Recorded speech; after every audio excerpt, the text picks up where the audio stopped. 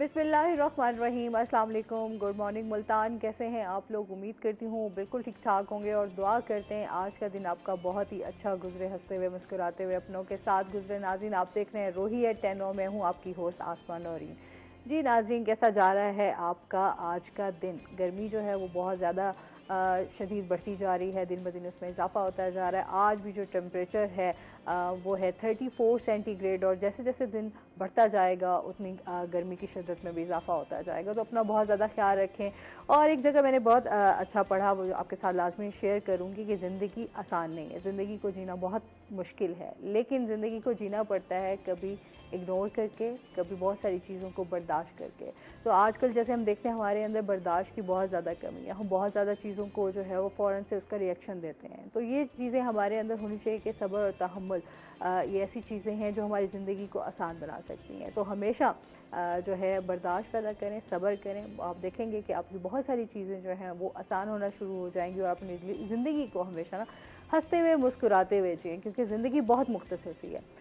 जितना टाइम आपको मिल रहा है उसमें अल्लाह ताला का शुक्र अदा करें और अपनी ज़िंदगी को जो है भरपूर तरीके से एंजॉय करें। इसी के साथ अपने प्रोग्राम का आगाज़ करते हैं। आज हमारे साथ गेस्ट मौजूद हैं, उनका तारुफ करवा देती हूँ। आज हमारे साथ मौजूद हैं जी इंजीनियर इफ्तिखार हुसैन काजिम साहब, जो कि शायर हैं। अस्सलाम वालेकुम, कैसे हैं आप? ठीक ठाक, ठीक शुक्र ठाक अल्लाह हैं। का। वेलकम करते हैं अपने शो जी, में आपको। बहुत शुक्रिया और आपका। इसके साथ ही जो आज हमारे दूसरे गेस्ट हैं हुए हैं जी जाम माजिद, और जनूबी पंजाब की एक उभरती हुई खूबसूरत आवाज़ सिंगर हैं जी। अस्सलाम वालेकुम, वालेकुम कैसे सलाम। हैं आप? ठीक ठाक अल्हम्दुलिल्लाह हैं। ठीक वेलकम ठाक। करते हैं अपने शो में आपको। Thank you. और हमेशा हमारी कोशिश होती है कि नए टैलेंट को सामने लेकर आएँ, क्योंकि हमेशा हम ये देखते हैं कि हमारे जनूबी पंजाब में टैलेंट की कोई कमी नहीं है।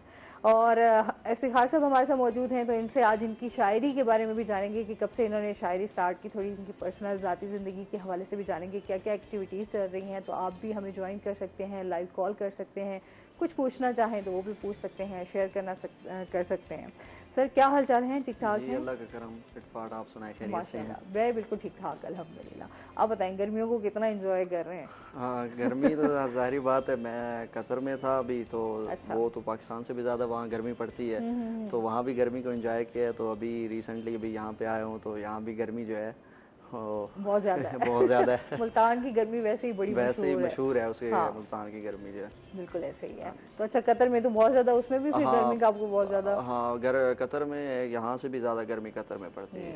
आपको पता है, गोल्फ जो है जितना भी है वहाँ गर्मी जो है वो बहुत ज़्यादा है। सही। जी जी। तो दोनों मौसम मौसम में आप गर्मी एंजॉय कर रहे हैं, बिल्कुल। सही है। अच्छा, सबसे पहले तो आपसे जान लेते हैं ना, कब से शायरी कर रहे हैं आप? मैडम, मैं 2013 से शायरी से वाबस्ता हूँ। जब मैं यूनिवर्सिटी ज्वाइन किया था तब ही जो है मुझे शुरू से ही कॉलेज टाइम से शेर व शायरी से काफ़ी शौक़ था। मैं शेर व लगाव शायरी था। पढ़ता, लगाव था काफ़ी ना। सही। तो ये एक नेचुरली हो जाता है कि वो कलाम जो भी मैं पढ़ता था वो मुझे पसंद आते थे, वो मैं याद करता था। तो उसी दौरान करते करते जब मैं यूनिवर्सिटी में आई थिंक सेकंड सेमेस्टर था, तो तब जो है मैंने कोशिश की खुद से लिखने की। अच्छा। तो तब ज़्यादा इसके कवायद का नहीं मालूम था, लेकिन जो है मैं तब से कलाम लिखना शुरू किया। फिर आहिस्ता आहिस्ता कुछ दोस्तों से, सीनियर से इसकी रहनुमाई ली, तो ये सफ़र अभी तक जारी है जो है। तो जी अच्छा जी। सफ़र जा रहा हाँ, है। अल्हम्दुलिल्लाह अच्छा जा रहा शायरी की आमद भी होती है फिर? है। हाँ, बिल्कुल होती है।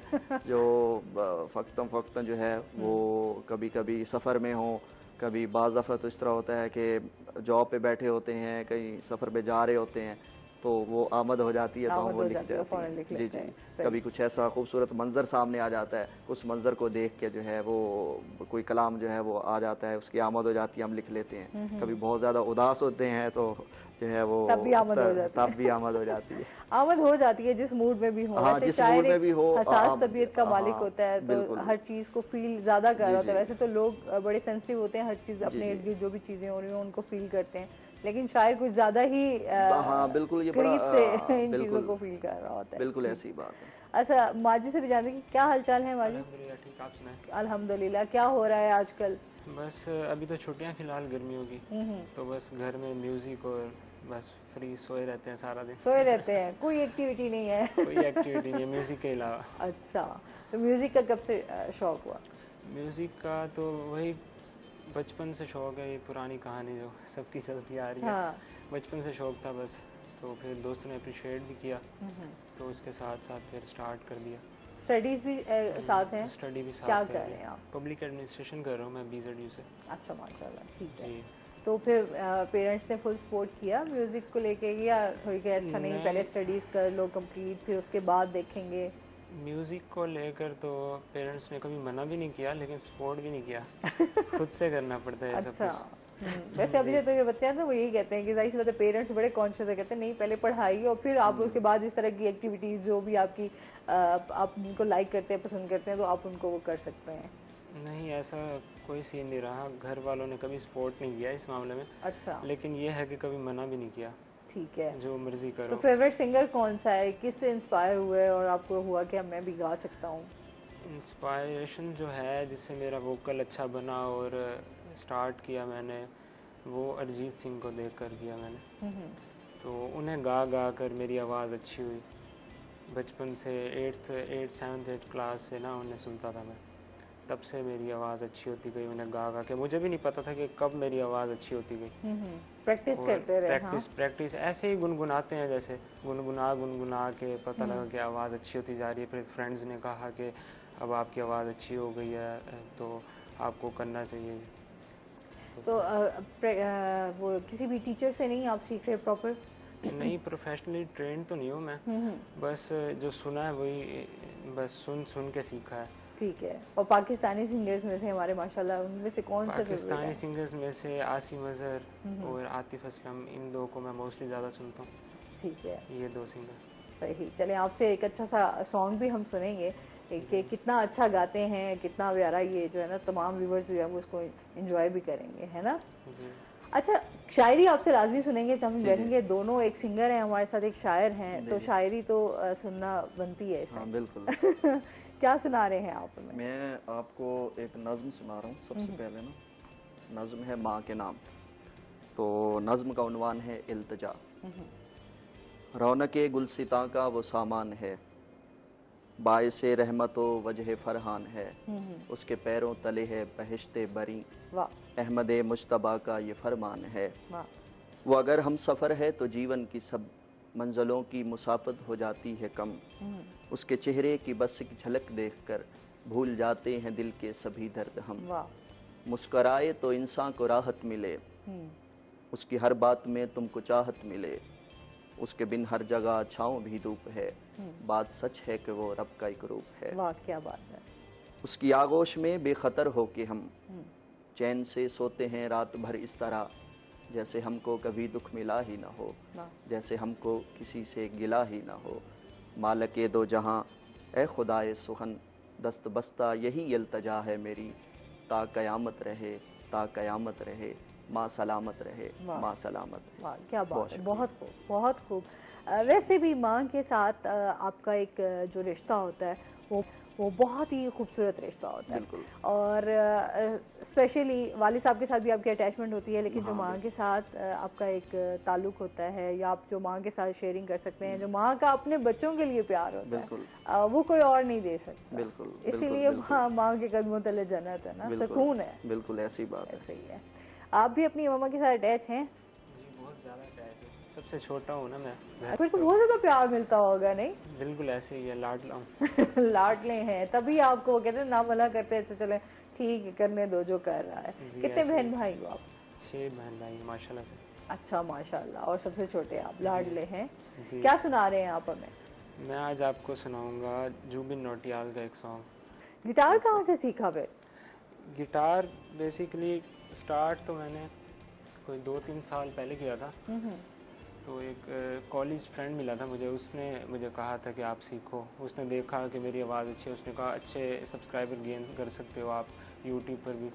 वो भी गिटारिस्ट था, तो वो मेरा सीनियर था। उसने मुझे गिटार का कह कर तो दिलवा तो दिया, लेकिन सिखाया नहीं फिर। सिखाया नहीं? उसने कहा मैं सिखाऊंगा, वो हाँ, हाँ। सीनियर था, वो चला गया। फिर कॉलेज में मैं रह गया, तो मुझे कोई सिखाने वाला नहीं मिला। 1-2 साल मैंने ऐसे घर बैठ के प्रैक्टिसेस की, कोई भी नहीं मिला मुझे। घर बैठ के जितना कर सकता था यूट्यूब पर सर्च करके सब देखा। फिर उसके बाद अभी मैंने रिसेंटली 1-2 मंथ की क्लासेस ली है मैंने बस। अच्छा, तो फिर उसके बाद खुद से मेहनत की है, तो अब जाके इतना आया। इतना आया। अच्छा, आप जब मेहनत करते रहते हैं ना तो आपको वो चीज़ें आपके लिए फिर ये है कि वो फिर लोहा बनती हैं, आपको फिर उसकी बिल्कुल प्रैक्टिस ऐसे कर ही करके आप चीज़ों को करना स्टार्ट कर देते हैं, तो आप कहीं किसी मुकाम पर पहुंच जाते परफेक्शन हैं। आती रहती है हाँ, आहिस्ता आहिस्ता, बिल्कुल ऐसे ही है। ऐसे ही है। सही। अच्छा, घर में भी गाते रहते हो? घर में भी घर वालों को गाना सुनाते रहते हो या बहन भाइयों को कि नहीं? घर वालों को तो नहीं सुनाता या है, अलग अलग से रूम अच्छा, में बैठकर मैं प्रैक्टिस करता रहता हूँ, रियाजत वगैरह, लेकिन घर वालों को कभी नहीं सुनाया। कभी नहीं सुनाया? घर वालों ने फरमाइश नहीं की अच्छा चलो कोई हमें घर एक आधा गाना ही सुना दो? नहीं, एक दो बार की, लेकिन बस वो वीडियोस में देख लेते हैं, अच्छा। मैंने भी नहीं सुनाया कभी। सही है। आप घर में शायरी करते रहते हैं? हाँ, कभी कभार जो है वो सुना देते हैं, लेकिन जिस तरह मैंने बात की कि ज़्यादा नहीं हम सुनाते, ज़्यादा बाहरी जो है मुशायरों में, हाँ। प्रोग्राम्स में शायरी पढ़ते हैं, जो वीडियोस आती हैं तो घर वाले देख लेते हैं। अच्छा, घर वालों को ये होता है कि अच्छा क्या हाँ। अच्छा, ये हुआ है कि कभी ऐसे कि क्या बस तुम शायर बन गए हो हाँ, घर काफ़ी जब वालों से? स्टार्ट किया था तो ये काफ़ी क्या लोग काम कहते है यार? थे, जब मैं यूनिवर्सिटी में था कुछ टीचर भी कहते थे यार आप इंजीनियर हो तो स्टडी करो, स्टडी से दूर हो जाओगे, तो ये क्या शायरी स्टार्ट कर दी है। हाँ। तो मैं तो कहता ये एक गॉड गिफ्टिंग है, एक चीज़ जो अल्लाह की तरफ से, ये हर बंदा, ये वो नगमा है जो हर साज पे गाया नहीं जाता, तो ये हर बंदा नहीं कर सकता। हाँ, बिल्कुल। तो हर इंसान वह हसास तबे नहीं होता। तो शायर जो है वो एक अल्लाह की तरफ से एक उसकी एक ख़ास तबीयत होती है, वो माशरे को अपनी आँख से देखता है, वो बल्कि अपनी दिल की आँख से वो देख रहा होता है, तो वो उसी मंज़र को, उसी ख़्याल को फिर लफ्ज़ों में ढालता है, फिर एक ख़ास आहंग में वो जब उसको लाता है रियाज़त से, तो असातिज़ा की रहनुमाई से, तब वो एक अच्छा शेर बन जाता है।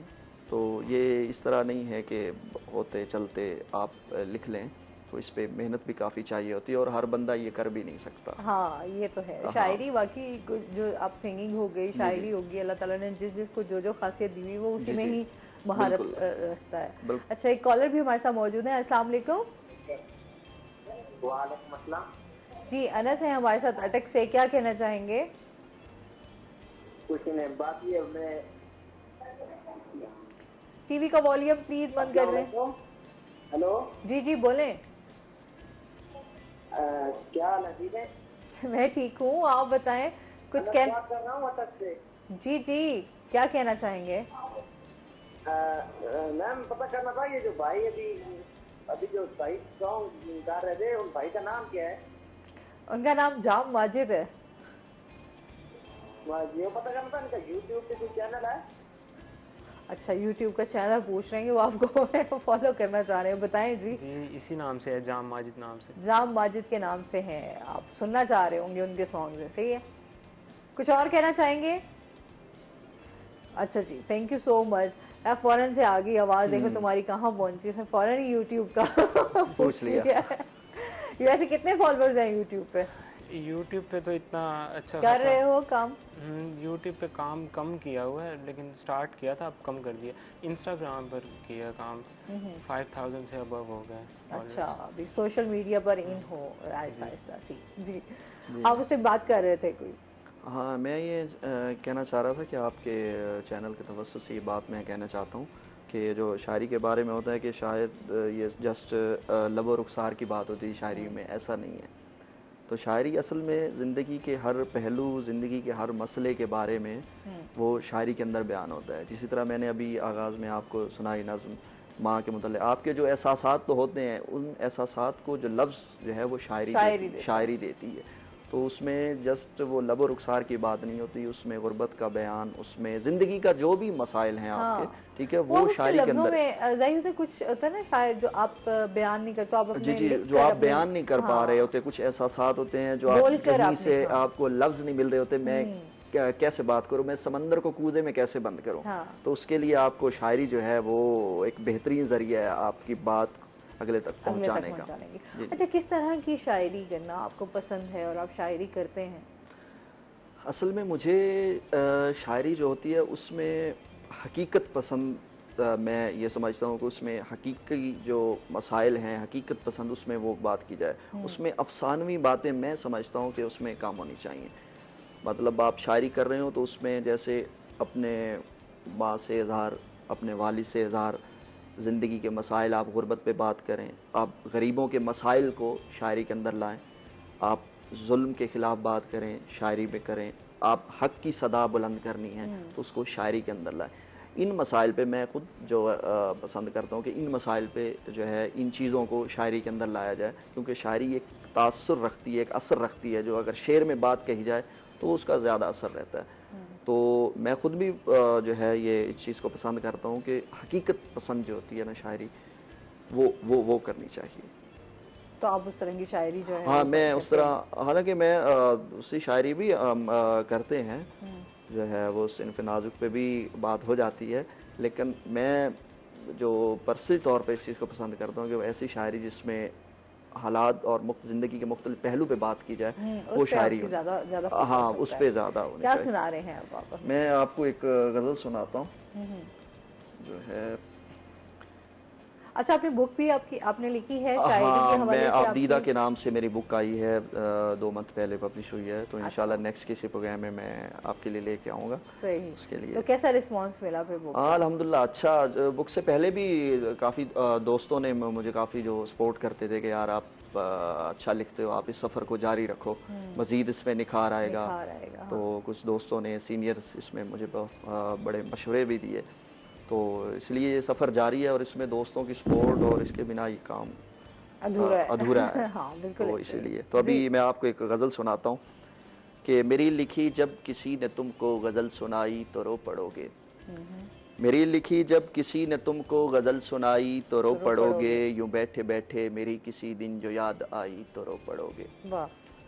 जो सह गए हो हंसी हंसी में वो जख्म तो गैरों ने दिए थे, जो सह गए हो हंसी हंसी में वो जख्म तो गैरों ने दिए थे, अगर जरा सी भी तुमने अपनों से चोट खाई तो रो पड़ोगे। वाह। नजर मिलाने तो जा रहे हो मगर मेरी बात याद रखना, जो मुस्करा के नजर से उसने नजर मिलाई तो रो पड़ोगे। वाह, क्या बात है। शुक्रिया। और मैं चाहता हूँ कि खुश रहो बस, इसीलिए चुप खड़ा हूँ, वरना जो आग दिल में सुलग रही है जुबान पे आई तो रो रो पड़ोगे। पड़ोगे। वाह, क्या बात। और मेरे तड़पने पे मोतरिज हो, खुदा करे जिसको चाहते हो, अगर किसी दिन वो गैर से मिल के मुस्कराई तो रो रो पड़ोगे। पड़ोगे।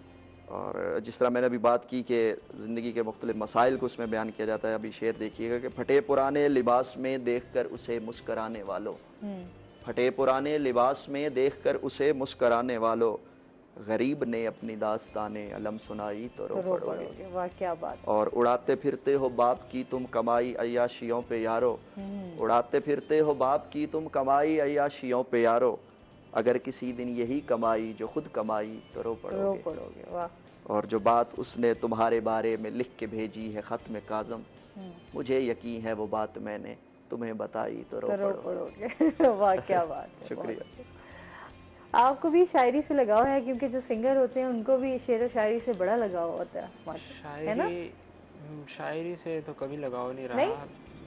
सुनी है काफ़ी सुनने बार, की हद अच्छी। तक है। हाँ, सुनने की हद तक है, लेकिन शौक नहीं हुआ कभी इस चीज़ का। अच्छा, मतलब शेर कहने का या हाँ, शेर कहने का शौक नहीं हुआ।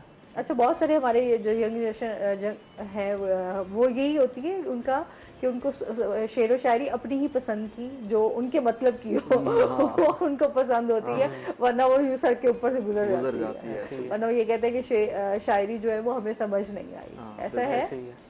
खाने पीने में क्या पसंद है? खाने पीने में तो कुछ भी, जो मिल जाए। जो मिल जाए। अच्छा, बिल्कुल सादा, कोई फरमाइश नहीं, कोई फरमाइश नहीं। वाह, क्या बात अच्छा है। बनाओ। वरना तो मोस्टली यही होता है कि खाना पीना जो आपकी पसंद होती है वो आप उसी चीजों को फरमाइश भी कर रहे होते हैं घर में। हाँ, ऐसे ही है। हाँ। अच्छा जी, मजीद भी इनसे जानेंगे नाज़रीन, अभी हमने जाना है ब्रेक पे, हमारे साथ रहिएगा।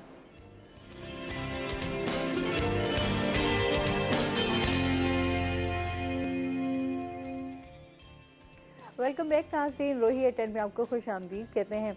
अच्छा, हम कौन सा हमें अच्छा सा सॉन्ग अब सुना रहे हो? क्या गोल्स हैं, क्या सोचा हुआ है, क्या प्लान किया हुआ है? दरअसल सिंगिंग लेके चलना है। सिंगिंग को साथ साथ लेके चलना है, लेकिन इसे एज अ प्रोफेशन नहीं रखा। अच्छा। पैशन रखा है। प्रोफेशन तो नहीं है, लेकिन इसे साथ साथ लेके चलना, स्टडी के साथ साथ। उसके बाद जॉब का सोचा है, गवर्नमेंट जॉब का, तो ये भी साथ ही कंटिन्यू रखनी है। उसके बाद देखें क्या होता है। चलें, best of luck. Thank you. Allah ताला आसानियां करे आपके लिए। यही कह सकते हैं, जो इंसान ने सोचा होता है, प्लान किया हुआ होता है, तो अल्लाह बेस्ट प्लानर है जी, वो क्या आपके लिए। बेशक बेशक। अच्छा, ये बताएं, अपने स्टडीज के हवाले से भी बताएं, इसके अलावा शायरी के अलावा क्या करते हैं आप? मैं स्टडी मैंने इंजीनियरिंग की हुई है केमिकल के अंदर, मुल्तान की यूनिवर्सिटी से ही, एनएफसी से। और इसके अलावा जो है मैं जॉब करता हूँ कतर में, एक पाकिस्तानी मल्टीनेशनल कंपनी है उसके अंदर। सही। तो अभी रिसेंटली हमारा प्रोजेक्ट कंप्लीट हुआ है, तो मैं यहाँ पे आया हूँ, वेकेशंस पे हैं।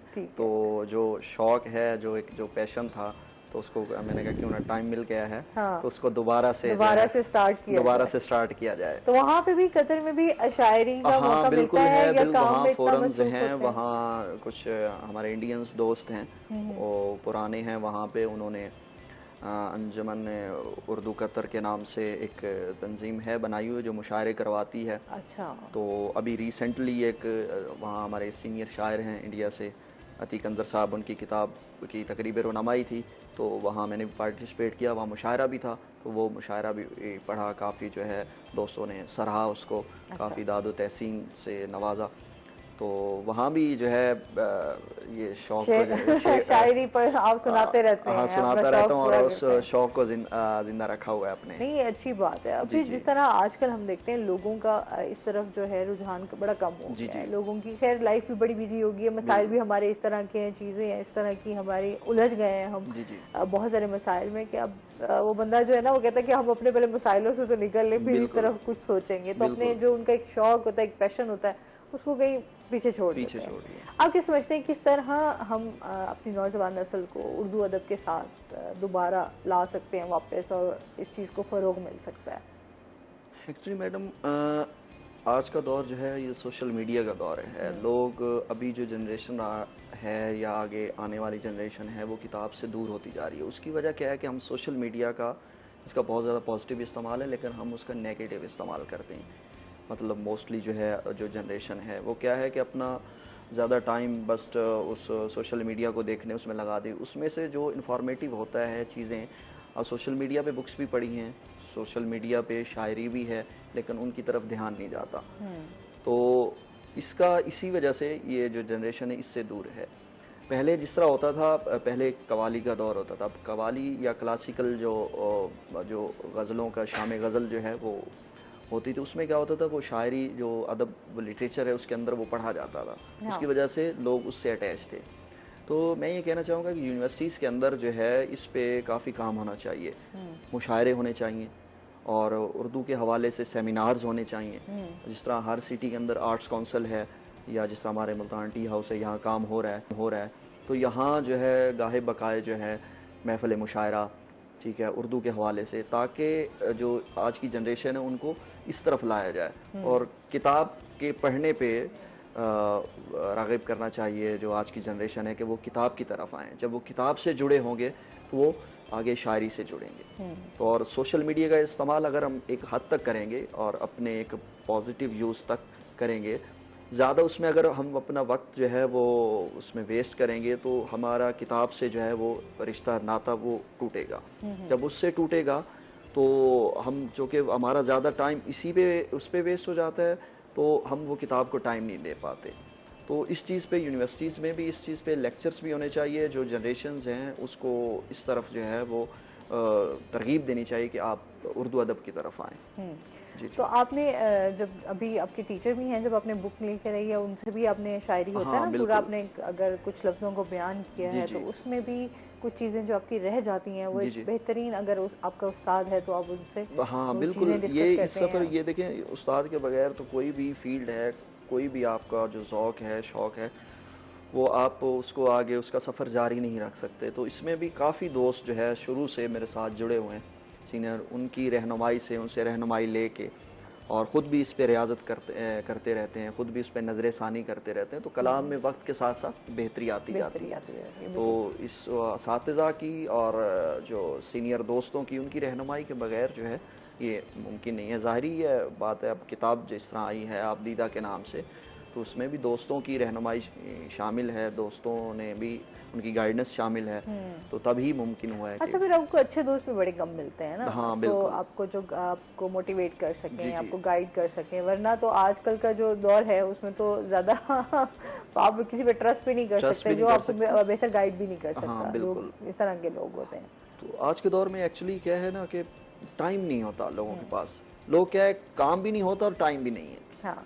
तो इस जो ये जो एक कशमकश की जो सूरत हाल है ना, इसके अंदर जो है लोग काम दिमागी तौर पर ज़्यादा मसरूफ़ हैं, उसकी वजह से क्या होता है कि वो तो उसमें टाइम नहीं दे पाते। आज के दौर में जो एक अच्छे दोस्त हैं हमें मिलना, वो किसी नेमत से भी कम नहीं है। और अल्हम्दुलिल्लाह, अल्लाह का शुक्र है कि इस सफ़र में, शेर व शायरी के सफ़र में, मुझे बहुत अच्छे दोस्त, बहुत अच्छे सीनियर और असातिज़ा मिले हैं। तो उन्हीं की रहनुमाई से, उन्हीं की गाइडेंस से अभी तक ये सफ़र जो है वो जारी व सारी है। राइट बात है। अच्छा, अब आपके कितने दोस्त हैं? मेरे कोई गिने चुने दोस्त हैं। अच्छा। बस कुछ नेबर्स हो गए और कुछ यूनिवर्सिटी के हो गए, बस थोड़े से हैं, ज़्यादा नहीं है। भाइयों के साथ कितनी दोस्ती है? भाइयों के साथ दरअसल जो भाई हैं सारे बड़े हैं और सारे मैरिड हैं। अच्छा। तो फिर ज़्यादा नहीं बनती, कम ही है। अच्छा, भाई शादी कर ले तो फिर वैसे ही छोटे भाइयों की ना बनती नहीं। लेकिन ऐसे बहुत सारे लोग हैं जिनकी बहुत अच्छी क्लोज फ्रेंडशिप होती है एक दूसरे के साथ, भाइयों के, वो बजाय कि बाहर की दोस्त बनाए, वो भाइयों की आपस में इतनी बॉन्डिंग स्ट्रांग होती है। बहनों की भी होती है।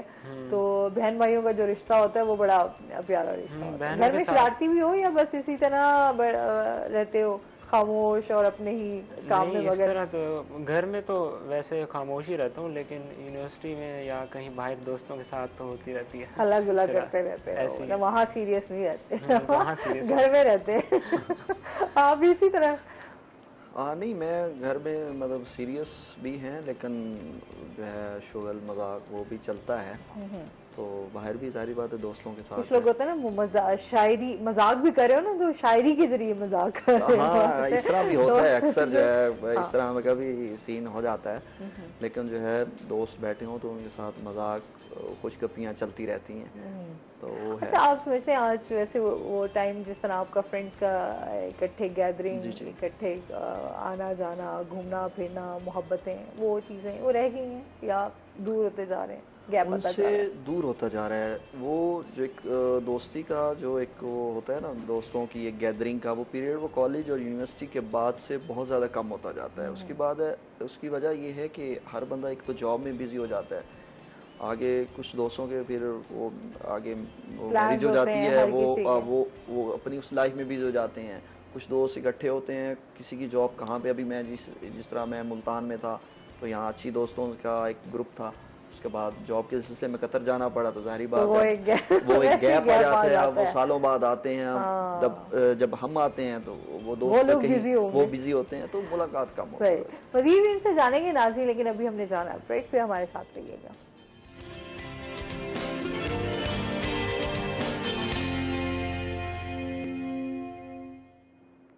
वेलकम बैक नाज़रीन, रोही एटर में आपको खुश आमदीद कहते हैं, और इसके साथ ही मज़े मज़े के सॉन्ग्स भी सुन रहे हैं और साथ में शायरी भी चल रही है। अब क्या सुना रहे हैं आप हमें? मैं मैडम आपको एक नज़्म सुना रहा हूँ, बारिश। बारिश, ठीक है। जबकि गर्मी है, हम बारिश, कभी कभी बारिश का मौसम बन जाता है। अंदर एक दो मंजर पेश होंगे। तो वो नज़्म का उन्वान बारिश।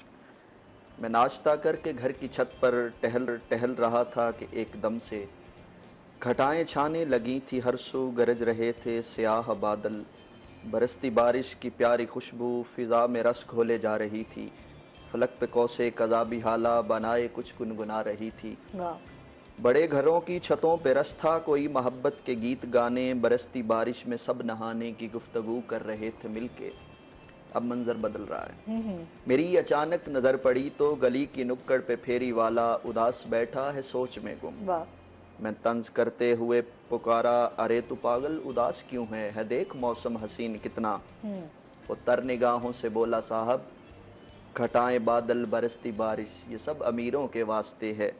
मैं कच्ची बस्ती का रहने वाला, मुझे तो डर है कि मेरे घर की टपकती छत गिर गई तो साहब मैं क्या करूँगा, मैं क्या करूँगा, मैं ऐसे मौसम में क्या हंसूँगा, मैं ऐसे मौसम में क्या हंसूँगा। वाह क्या बात है, मतलब आपने वो एक मंजर पेश कर दिया, एक तो बारिश का, और सेकेंडली जो इससे मुतासिर होते हैं लोग, बिल्कुल उनका। जी बिल्कुल। ऐसे लोग जो होते हैं, जब बारिश वाकई बहुत ज़्यादा, तो बहुत सारे ऐसे लोग जिनका इस तरह का कह सकते हैं कि मंजर होते हैं, वो लोग अपने आप को बेबसी जो है उनकी जाहिर हो रही होती है, तो वो तो बयान भी नहीं कर बल्कि पाते। ये एक पैगाम भी है इसके अंदर कि हमें इस तरह का बारिश होती है, हम लोग निकल जाते हैं घूमने फिरते, लेकिन हमें उस दौरान उन लोगों का भी सोचना चाहिए जिनके लिए बारिश परेशानी का सबब बनती है। तो ठीक है, कहते हैं तो बारिश से रहमत हो, बारिश बारिश हाँ से हाँ, रहमत जहमत ना हो। हाँ। तो इसीलिए मैंने इस उस जो पहलू है उस चीज़ को इसके अंदर बयान किया है कि गरीब जो है वो बारिश के अंदर किस तरह उसको प्रॉब्लम उसको आते हैं। तो ये एहसास भी हमारे अंदर होना चाहिए। उस दौरान हमें सोचना चाहिए कि हम बारिश में तो एंजॉय कर रहे हैं, लेकिन इसी बारिश में एक गरीब बंदा हो उसको क्या मसाइल पेश आने, तो ये भी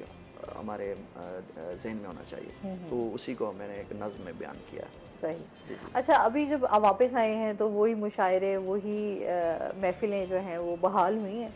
हाँ बिल्कुल, मैं कोशिश कर रहा हूँ कि जहाँ मुशायरा हो, जहाँ प्रोग्राम हो, तो उसमें जो है वो शिरकत की जा सके।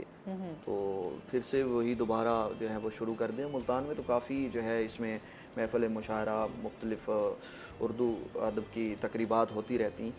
तो जहाँ भी वक्त मिलता है कोशिश करता हूँ कि जहाँ भी कोई तकरीब हो उसमें जो है ना वो शरीक हो जाए, उसमें शामिल हुआ जाए। जी जी सही। तो जब आप यूनिवर्सिटी में जो है वो फिर आप करते हो, वहाँ पे भी प्रैक्टिस वगैरह दो जो है वहाँ पर भी, जिस तरह कॉन्सर्ट्स हो गए या जिस तरह यूनिवर्सिटी के कॉलेजेस के प्रोग्राम्स वगैरह हो गए?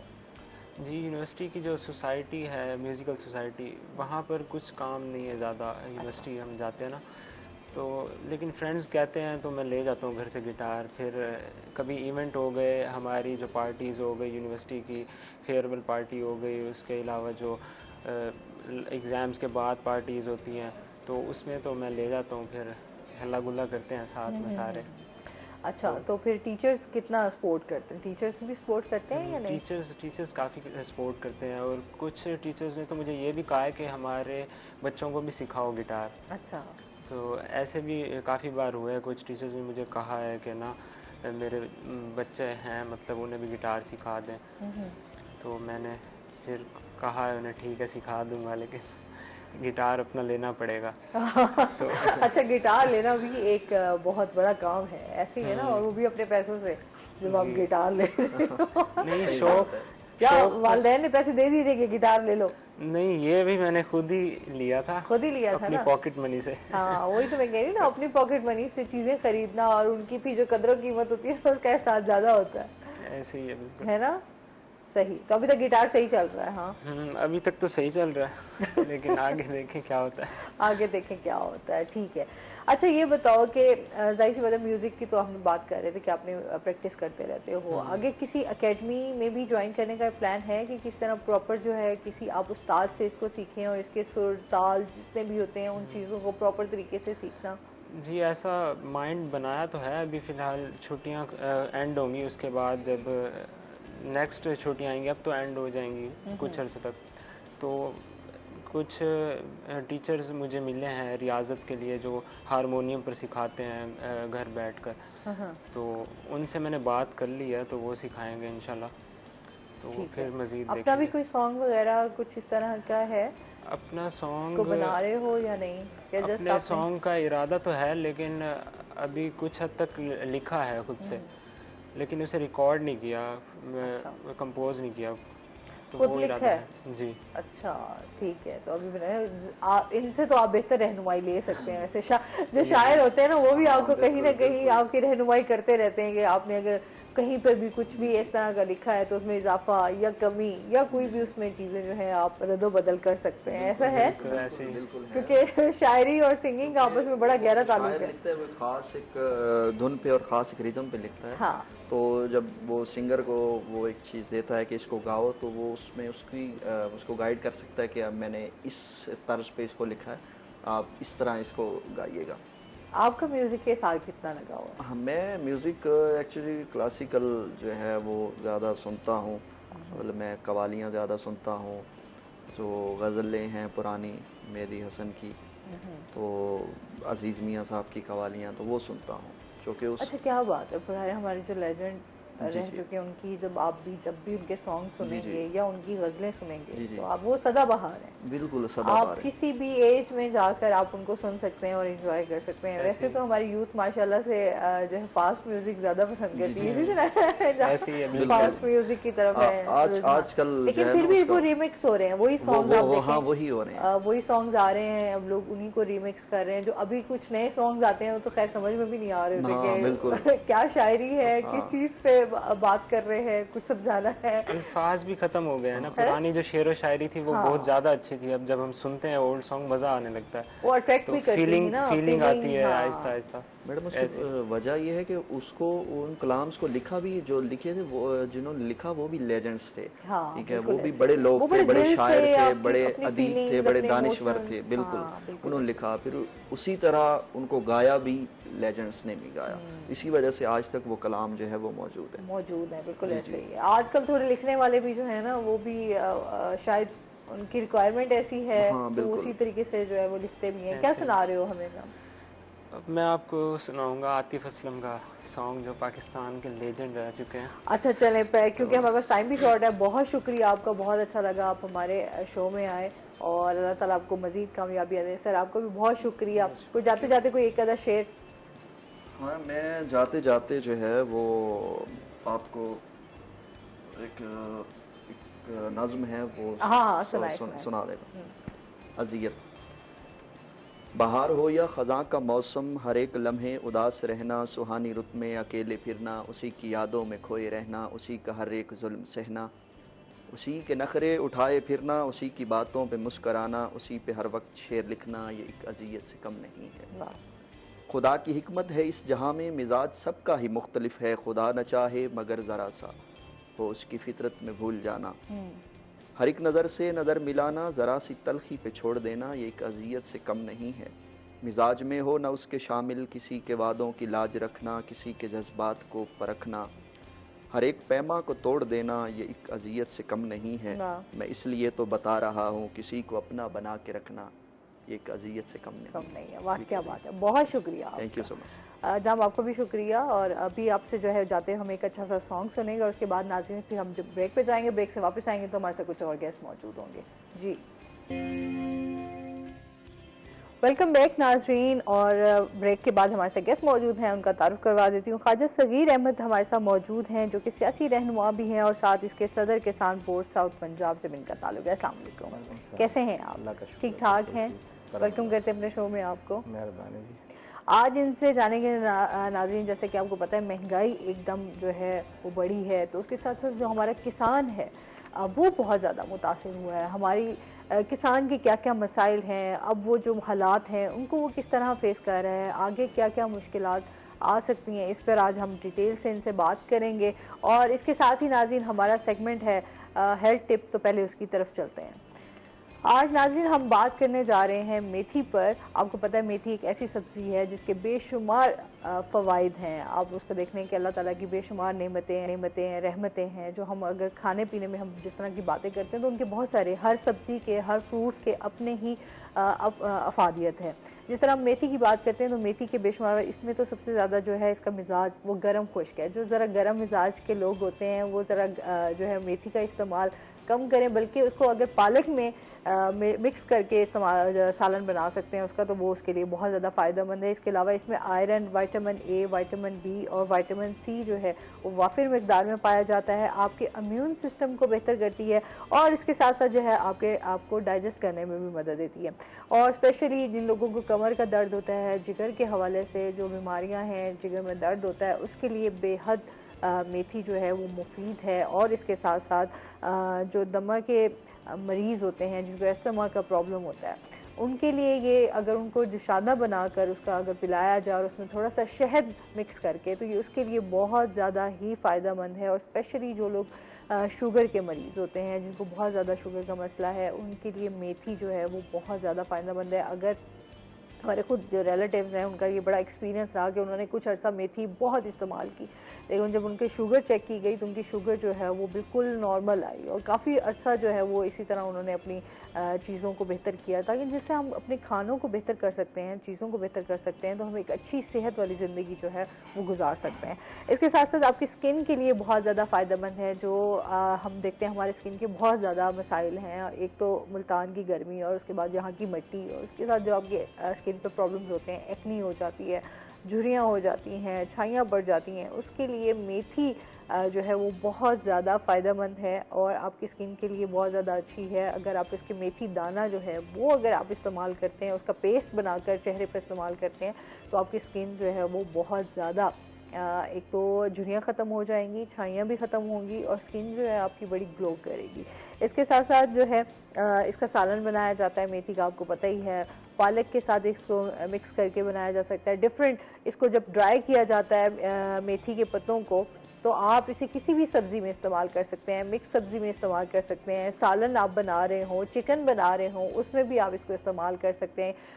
सिर्फ एक जायके के लिए कि आपका टेस्ट जो है खाने का वो थोड़ा सा चेंज हो जाए। और जिस तरह आपको पता है कि मेथी की अपनी एक खुशबू होती है, जब भी आप उसका सालन बना रहे होते हैं तो वो आपको बहुत फ़ायदा देती है। इसके साथ साथ इसका अचार भी बनाया जाता है और सबसे अच्छी जो मुझे इसकी बात लगी कि दिल के जो अमराज होते हैं उनके लिए बहुत ज़्यादा मुफीद है। और अगर आप इसे नारियल के तेल में भिगोकर, मेथी जो दाना होता है, मेथी दाना बहुत छोटा सा है लेकिन उसके फ़वाइद जो हैं वो बहुत सारे हैं। अचार में भी इसको मिक्स किया जाता है और साथ ही अगर आप नारियल का तेल लें और उसमें अगर चंद दाने जो है मेथी के भिगो कर रख दें, उसके साथ आप वो वाला ऑयल इस्तेमाल करें, तो आपके बाल जो हैं वो बहुत ज़्यादा घने खूबसूरत हो जाएंगे। और जिस तरह आज हमारे बाल गिर रहे होते हैं, बड़े मसाइल हैं ख़वातीन के, इस तरह मर्द हजरात भी जो है उनके भी बाल गिरना स्टार्ट हो गए हैं, तो ये मेथी जो है उनके लिए बहुत ज़्यादा मुफीद है। ये थी आज हेल्थ टिप जो हमने आपके साथ शेयर कि अपने खानों को बहुत अच्छा करें, अपनी सेहत का बहुत ज़्यादा ख्याल करें, क्योंकि तंदुरुस्ती हज़ार नेमत है, सेहत अच्छी है तो सब कुछ है। ऐसे ही है सर, आप मेथी कितने शौक से खाते हैं? हर सालन में इस्तेमाल हो जाती तो है, जो पराठे बनते हैं ना, चटनी में भी इस्तेमाल हो जाती है। ये इलाज बिलग़िज़ा के हवाले से बिल्कुल ऐसे ही। अगर आप खालिस सब्जियां इस्तेमाल करते हैं, ये जो रूटीन की चीज़ें हैं जो आजकल पिज़्ज़ा बर्गर इन चीज़ों पे लोग कन्वर्ट हो गए हैं, होटलों पे सब्जियों से दूर हो गए हैं ना। हाँ जी, अगर आप इसको घर के खानों में इस्तेमाल करें, चीज़ों को जो घर की चीज़ें सब्जियाँ हैं, जो भी खाना आप घर में पका के खाएं ना, वो तो वैसे सेहत के लिए बेहतर होता है। बिल्कुल ऐसे ही है। तो अच्छा सर, जिस तरह अभी अब किसान के हवाले से महंगाई एकदम जो है वो बहुत ज़्यादा बढ़ी है, पेट्रोल बहुत ज़्यादा महंगा हो गया है, डीजल बहुत ज़्यादा महंगा हो गया, उसके साथ हमारा जो किसान है वो बहुत ज़्यादा मुतासिर हुआ है। क्या कहना चाहेंगे आप इस बारे में? सबसे पहले तो मैं रोही टीवी का शुक्रिया अदा करता हूँ। ये रोही टीवी ने हमेशा किसान के मसाइल को उजागर किया और ये तो मैं तकरीबन 2 साल से यहाँ मौजूद हूँ और प्रोग्रामात में शिरकत कर रहा हूँ। रोही टीवी ही मसाइल को उजागर कर रहा है, फार्मर के हवाले से, ज़िम्मेदारों के हवाले से। ये एक ऐसा तबका है जो मुल्क की तरक्की में, मुल्क की खुशहाली में बहुत अहम किरदार अदा कर सकता है, क्योंकि आपका ज़राअत सारा कुछ ज़राअत है।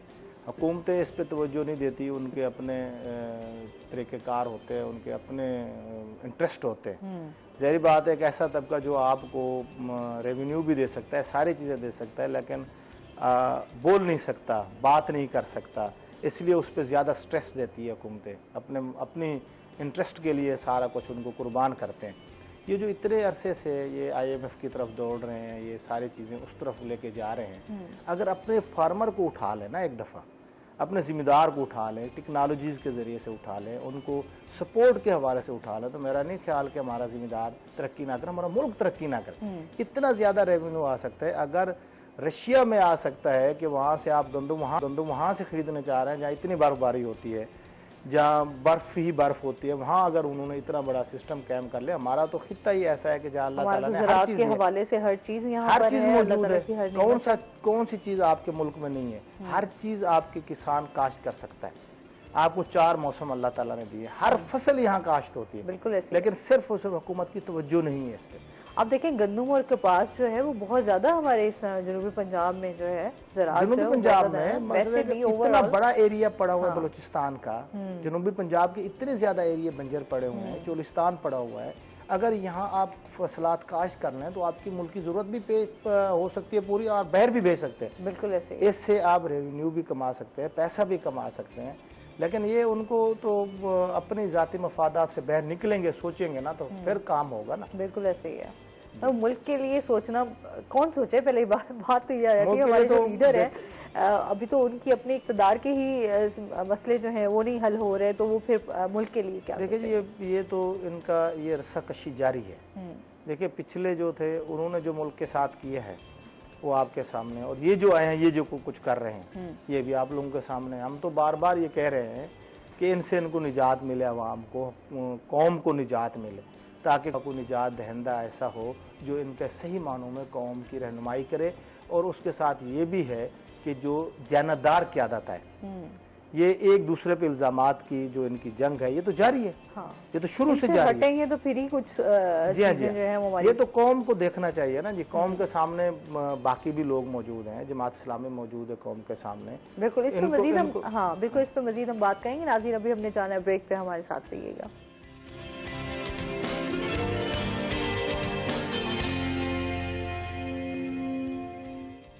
वेलकम बैक नाज़रीन। और ब्रेक के बाद हमें गेस्ट ने ज्वाइन किया, उनका तारुफ करवा देती हूँ। फ़खर मौलाना साहब हमारे साथ मौजूद हैं जो कि सदर कंज्यूमर राइट्स एसोसिएशन से। अस्सलाम वालेकुम, कैसे हैं आप? जी अल्लाह ताला का वेलकम करते हैं अपने शो में आपको। जी थैंक यू वेरी मच जी, एक बार फिर आपने बुलाया। हाँ जी बिल्कुल, आज इनसे हम जानेंगे नाज़रीन, एक तो कंज्यूमर राइट्स के हवाले से हम बात करेंगे कि क्या है, और सेकेंडली आज इनसे बात करेंगे जिस तरह हम ऑनलाइन शॉपिंग करते हैं, चीज़ें जेन्युइन क्या है, कॉपी क्या है, इसमें क्या फ़र्क है, इस पर आज हम बात करेंगे इनसे। क्या हाल चाल है? ठीक ठाक जी अल्लाह का करम जी, मैं ठीक। क्या हो रहा है आजकल? आजकल गर्मी एंजॉय कर रहे हैं। हाँ, गर्मी तो भी बहुत ज्यादा शदीद पड़ रही है जी, ऐसे मौसम के हालात ऐसे। ठीक है। अच्छा, जिस तरह हम कंज्यूमर राइट्स के हवाले से भी आपसे जानना चाहेंगे, सबसे पहले तो ये अवेयरनेस की बड़ी कमी है कि लोगों को पता ही नहीं है कि उनके अपने राइट्स क्या हैं। जी तो इसके हवाले से थोड़ा सा बताइएगा हमें। एक्चुअली देखें, जो कंज्यूमर है ना, अगर हम सिर्फ इसी लफ्ज को, जिसको इंग्लिश में हम कंज्यूमर कहते हैं, अदरवाइज सारिफ है, तो हम जिस चीज को भी इस्तेमाल करते हैं हम उसके सारिफ हैं। वो दोनों सेंस में आप ले सकते हैं। अगर वो गुड्स हैं, आप कोई चीज परचेज करते हैं तो हम उसके सारिफ हैं, और दूसरी साइड पे अगर हम कोई सर्विस लेते हैं तो हम उसके भी सारिफ हैं। जैसे आप अपने पेशेंट को चेक कराते हैं डॉक्टर्स के पास, आप किसी इंजीनियर की सर्विस ले लेते हैं, किसी आर्किटेक्चर की सर्विस ले लेते हैं, तो उस साइड पे भी अगर हम देखते हैं तो हम वो भी सारिफ हैं। अब यहाँ पे अगर तो हम फॉरेन की बात करें तो हर बंदे को अपने राइट्स का पता है कि, और मेरा ख्याल में ये सिविल लॉ जो है, ये जो आपका कंज्यूमर राइट्स पे और ये टॉर्ट है, ये बहुत ज्यादा इफेक्टिव है वर्ल्ड वाइड। लेकिन यहाँ अनफॉर्चुनेटली अभी लोगों को अपने हकूक का ही नहीं पता कि हमें जो है, अगर हमारे साथ कोई प्रॉब्लम आता है तो हमें किधर जाना चाहिए, नंबर 1। नंबर 2, अनफॉर्चुनेट है कि हमारी कोर्ट्स में लिटिगेशन इतनी लंबे अरसे तक चलती है कि लोग वहां जाना पसंद नहीं करते। तो आपके इस चैनल के हवाले से मैं आज हमारे जो सुनने वाले हैं उनको ये बताना चाहूंगा कि ये जो कंज्यूमर लॉ है, इसमें प्रोवाइडेड है कि 90 दिन के अंदर उनको रिलीफ मिलना है, विद इन 90 डेज। और दूसरी बात ये कि देखें, आपका ये हक है कि आपको साफ सुथरी चीज दी जाए और साफ सुथरी सर्विस दी जाए। आप अगर किसी के पास सर्विस लेने जा रहे हैं, देखिए ये बड़ा अहम शोबा है हेल्थ का, जिससे आपकी जिंदगी का दारोमदार है। और अगर आपको ये भी नहीं पता कि मैं जिस कंसल्टेंट के पास जा रहा हूं क्या वो इस काबिल भी है कि नहीं, मुझे आंखों का प्रॉब्लम है, क्या मैं आर्थोपेडिक के पास तो नहीं जा रहा हूं, तो ये सारी वो चीजें हैं जो आपका हक है कि आपको वहां जाने से पहले क्लियर कट पैगाम मिलना चाहिए। उसके जो बाहर साइन बोर्ड है उसके ऊपर लिखा होना चाहिए कि उसका नॉलेज क्या है, उसके पास डिग्री कौन सी है, उसके पास एक्सपर्टीज कौन सी है। अब इंजीनियर है तो हमें पता होना चाहिए एक आर्किटेक्चर है, किस तरह का, सिविल है, मैकेनिकल है, किस तरह का इंजीनियर है। ऑन द अदर हैंड अगर हम उसका दूसरी पार्ट देखते हैं तो वो है आपकी खरीदारी, आपकी प्रोडक्ट्स।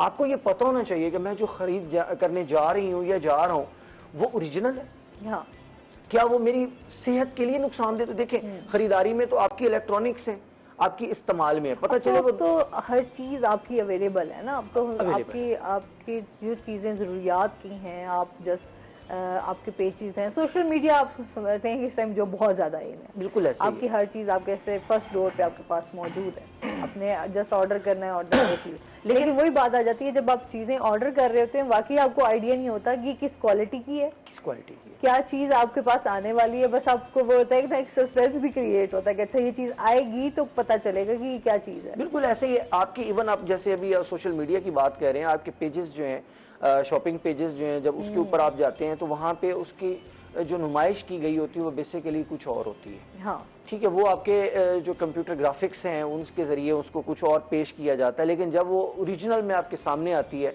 तो जरा डिफरेंट होती है। तो इस हालात में अगर किसी के साथ कोई प्रॉब्लम आ जाता है तो उनको लाजमी कंज्यूमर लॉ को अवेल करना चाहिए, कंज्यूमर कोर्ट में जाना चाहिए या कंज्यूमर काउंसिल में जाना चाहिए। दो फोरम है आपके पास, एक कंज्यूमर काउंसिल है और एक कंज्यूमर कोर्ट है, और दोनों फ्री है। अच्छा ठीक है, दोनों फ्री हैं।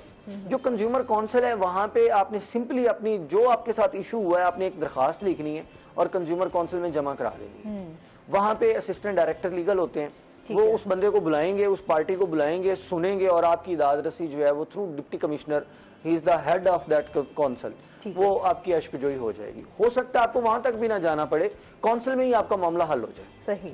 और सेकंड जो दूसरी फेज है, जब वो देखते हैं, इवन वो भी अगर देखते हैं कि ये मामला बड़े आराम से हल होने वाला नहीं है, तो फिर वो नोटिस देते हैं उसको कि भाई हमने तो बड़ी कोशिश की आपका मामला सुलझाने की, नहीं सुलझा, अब आपको हम वार्न कर रहे हैं कि इनका मामला हल कर दें, अदरवाइज आपके खिलाफ जो है वो लिटिगेशन स्टार्ट हो जाएगी, मामला कोर्ट में चला जाएगा। ये वो भी कर सकते हैं। और डायरेक्टली हमारा कंज्यूमर जो है वहां नहीं जाता, उसके साथ कोई प्रॉब्लम आया, उसने कोई चीज परचेज किया, उसके डोर पे आ गई। अब यहाँ पे क्वेश्चन आता है मुसलसल, बहुत सारे दोस्त मुझसे टेलीफोन के लिए पूछते हैं कि जी मेरे घर सामान आ गया है, हमें तो पता ही नहीं है कि हमने परचेज कहाँ से किया, हमने तो फेसबुक से परचेज किया। हाँ, हम केस किसके ऊपर करें? देखिए, नंबर वन तो ये है कि जब आपका वो पार्सल आ रहा है, साफ ज़रा मोस्टली आपका COD आता है, कैश ऑन डिलीवरी है। हाँ जी बिल्कुल। तो वो पार्सल के ऊपर उस कंपनी का नाम लिखा होता है, नंबर वन। अगर नहीं लिखा हो, ये मुमकिन नहीं है, अदरवाइज आप पैसे किसको दे रहे हैं? आप पैसे दे रहे हैं अपने करियर वाले को। हाँ, जो करियर वाला आपको आके सप्लाई कर रहा है, बिल्कुल, तो आपने उसी को पकड़ना है। ठीक है। देखिए, आप कोरियर को थोड़ा सा खींचेंगे, 8-10 लोग खींचेंगे ना, ये सीधे हो जाएंगे। सही है। आपने कहना जी मैंने इसको पैसे दिए, मुझे डिलीवरी कोरियर वाले ने दी है, सही, ही इज द रिस्पॉन्सिबल। मतलब ये जो अगर जिस कंपनी से ले रहे हैं, क्या वो कंपनी इसकी जिम्मेदार नहीं होगी? देखिए, वो कोरियर वाला उसका बताएगा ना, हमें क्या पता वो कंपनी कौन सी है। पहली बात तो ये है कि हम किसी ऐसी वेबसाइट से परचेज ही ना करें जिसका जहां आपको आता बताने। देखिए, आपके जितने ब्रांड्स हैं उन सब की अपनी वेबसाइट है, आपको ब्रांड के नाम का भी पता है, उनके एड्रेसेस का भी पता है, फिर उनके आउटलेट्स भी मौजूद है। जब आपको अल्लाह ना करे किसी ब्रांड को सू करना है तो आपके पास उसका आउटलेट भी है, उसका एड्रेस भी है। अब अगर आपने किसी ऐसी वेबसाइट से परचेज कर लिया जिसमें 50-100 का फर्क है रेट का, और आपने उससे परचेज कर लिया, आपको तो पता ही नहीं है कि उसको मोस्टली होता यही है, क्योंकि हम लोग रेट्स का फर्क देख रहे होते हैं, तो फिर उसी में ही हमारा होता है कि अच्छा चलो यहाँ से कुछ सस्ता मिल रहा है तो फिर आप वहीं से परचेज कर लेते हो, लेकिन आपको फिर वही अंदाजा नहीं होता कि ये जो चीज आएगी, आपको रीजन का नहीं पता ना आपको। हाँ, कि वो कहाँ फॉल कर रहा है। अभी आप ये देखिए, ऑनलाइन शॉपिंग आपकी 90% ऐसी है कि लोग घरों से कर रहे हैं, खवातीन घरों से कर रही हैं, आप उनको कहाँ से पकड़ेंगे?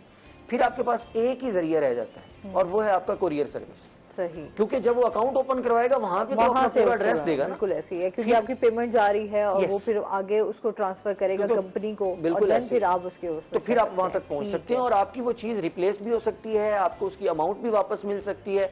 इवन अगर आप अपना केस साबित कर लेते हैं और अल्लाह ना करे उनकी किसी आइटम से आपका कोई नुकसान हुआ है, तो वो नुकसान भी पूरा होगा। अच्छा, मतलब वो फिर कोर्ट के जरिए कर सकते हैं। वैसे तो मोस्टली कंपनीज का अगर आपको कोई इस तरह का हो जाए नुकसान तो वो पूरा करते नहीं है, कंपनीज का ये नहीं है। अभी मैं आपको बताता हूँ, मैं कंपनी कोर्ट नहीं करूंगा। अभी एक हमारी मशरूब की कंपनी थी, उसकी सील बॉटल में छिपकली थी।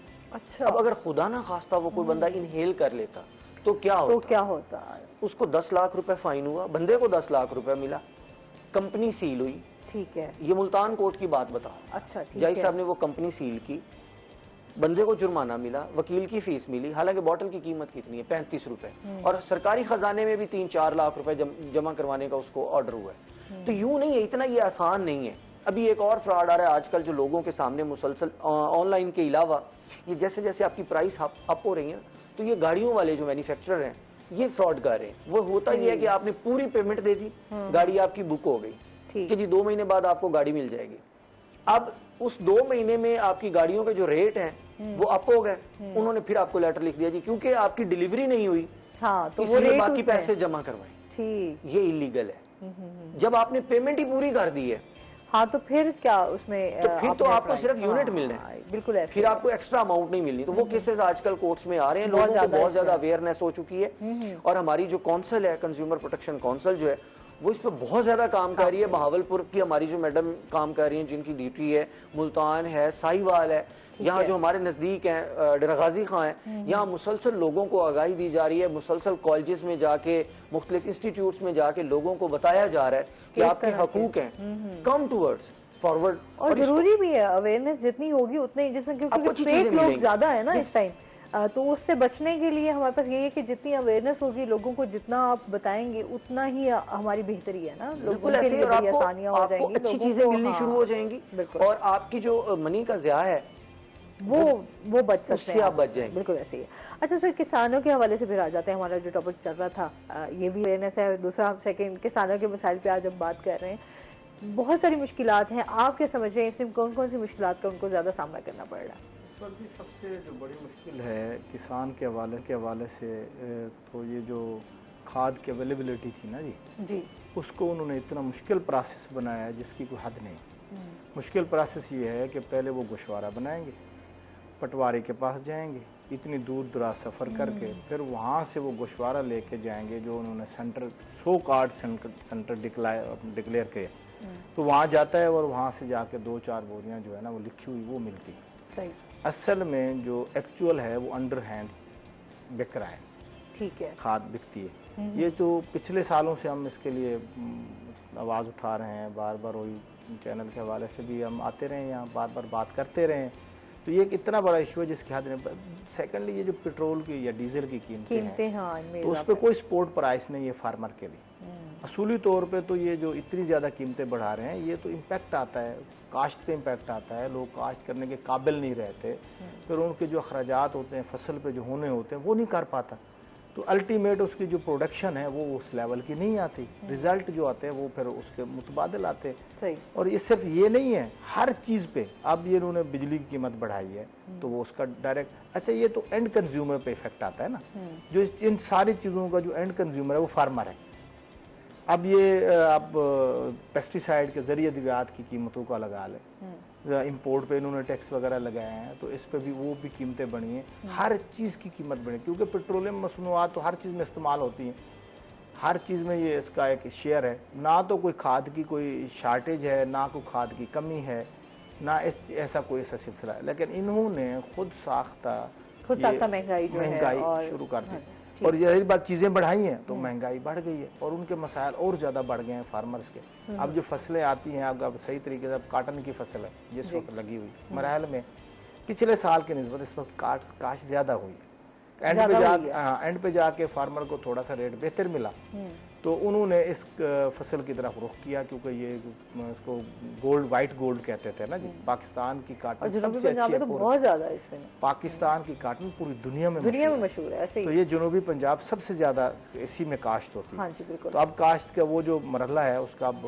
शुरू हो गई है, अब दरमियाने फेज में है वो, तो उसके लिए खाद है, उसके लिए ये स्प्रे है, इतनी महंगी चीजें, और फिर ट्यूबवेल चलाना है उसमें, डीजल इतना महंगा, तो मसाइल तो बहुत ज्यादा है उनके लिए, और हुकूमत का लड़ाई के सिवा आपस में कोई और इस तरह कोई तवज्जो नहीं है। बिल्कुल, एक कॉलर हमारे साथ मौजूद है। अस्सलाम वालेकुम।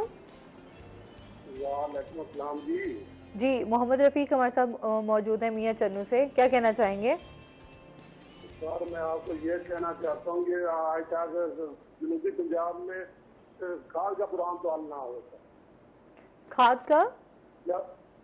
का बुरान चल नहीं रहा, जब जिम्मेदारों को यूरिया की जरूरत है वो खाद मिल नहीं रही, खाद अभी ब्लैक मिल रही है। सही, आप कुछ पूछना चाहेंगे? जी, आपके इलाके में वहाँ कोई यूनिट वगैरह गवर्नमेंट ने कैंप किए? कोई चीज नहीं कैंप किया, हम मियां चलूँ फिर 20 किलोमीटर अगर गडियाली बंगले में सब ब्लैक में फरोख्त हो रही है रात ब्लैक में। और कितना क्या रेट ले रहे हैं ब्लैक में ये? जी 2400, 2500, 2600 रुपया जी, देखना। सही, ठीक है जी, बहुत शुक्रिया कॉल करने का। वही बात आ गई ना कि महंगाई की वजह से जो खुद साख्ता जो महंगाई बढ़ा दी गई है, लोग ये माफियाज हैं जी, हाँ। ये माफियाज मौजूद हैं, ये गवर्नमेंट की सरपरस्ती में चलते हैं, जो इदारे हैं या उन इदारों की सरपरस्ती में ये माफियाज चलते हैं, उनको उनका हिस्सा जाता है, बाकायदा हिस्सा जाता है। ये तो थोड़ी है कि भी वो गवर्नमेंट हो और उसके बाद ये मसाइल हो, कैसे हो सकता है? अच्छा भाई, जो ब्लैक में फिर लोग बेच रहे हैं, क्या इनके ऊपर कोई भी इस तरह की कार्रवाई नहीं की जा रही? मिले हुए ना लोग। अब देखे ना जी, चोरों के साथ अगर कुत्ती मिल जाए तो बात तो खत्म हो जाएगी ना जी। कार को डाका पड़ेगा और कौन हिफाजत करेगा? ये जो इंतजामिया है इनकी मिली भगत से। खाद कहाँ शार्ट है, हमें ये बताएं।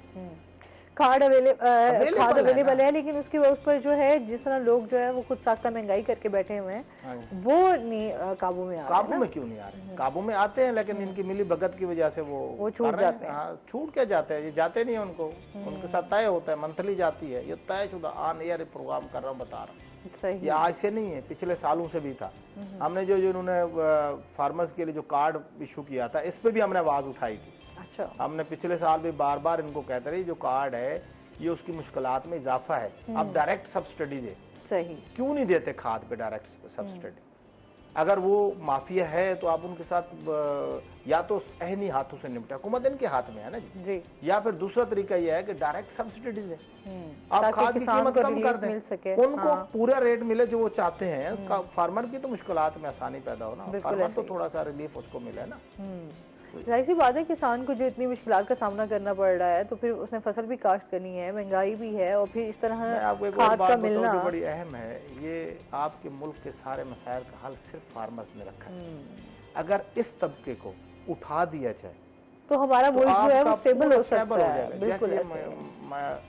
आपके माशी मामला चल रहे हैं, हाँ। मुल्क दिवालिया हो रहा है, ये है वो, सिर्फ ये ड्रामेबाजी है इनकी। IMF का ये धंधा है, ये उनसे पैसे लेके ये इनके अपने लल्ले तलल्ले। सिर्फ पेट्रोल अगर इन माफियात से ले लिया जाए, पूरे मुल्क के माफियात से, जो ये आपको ये देखना वज़रात पेट्रोल यूज करते हैं फ्री में, बाकी 379 अरब बच सकते हैं आप। $2.25 अरब बनते हैं।